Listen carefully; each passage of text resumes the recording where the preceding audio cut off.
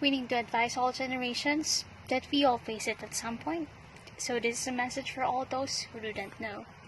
For those who do not know how it feels to be harassed or suffered for the color of their skin, nationality, or sexual orientation. For those who do not have to do daily emergency simulations in their schools or works because their world could end anytime due to war.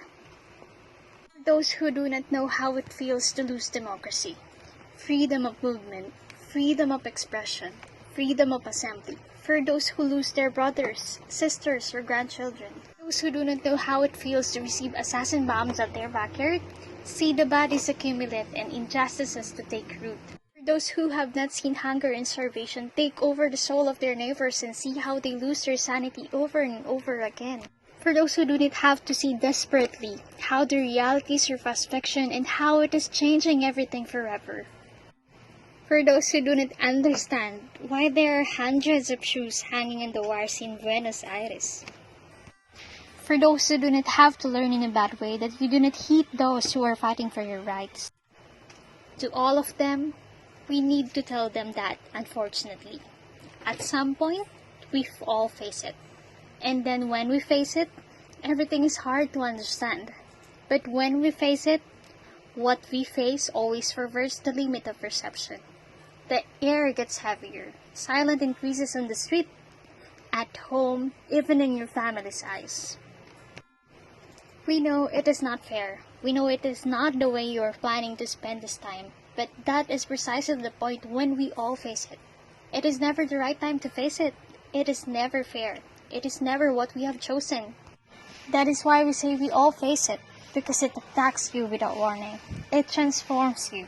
And even when it is really unfair, when it happens, life asks you, how are you going to face it? What place are you going to take? Life is going to ask you to know the answer to those questions.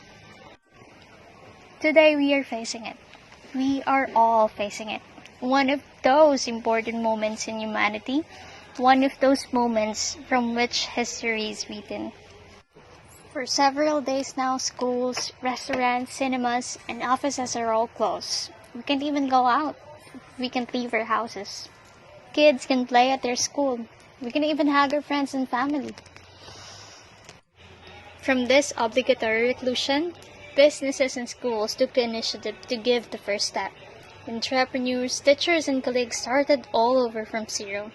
Some, even without digital experience, started to use technology to continue with their lives. We redesigned our proposals and provided value. We are all exploring new ways to live, to survive, and to grow.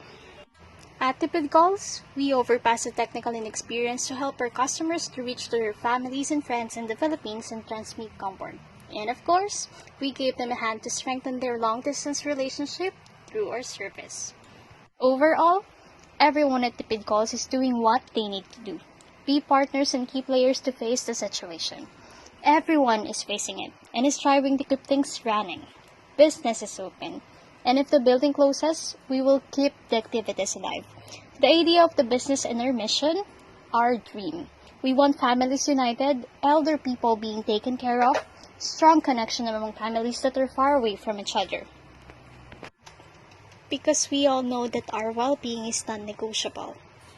Our customers' comfort is non-negotiable.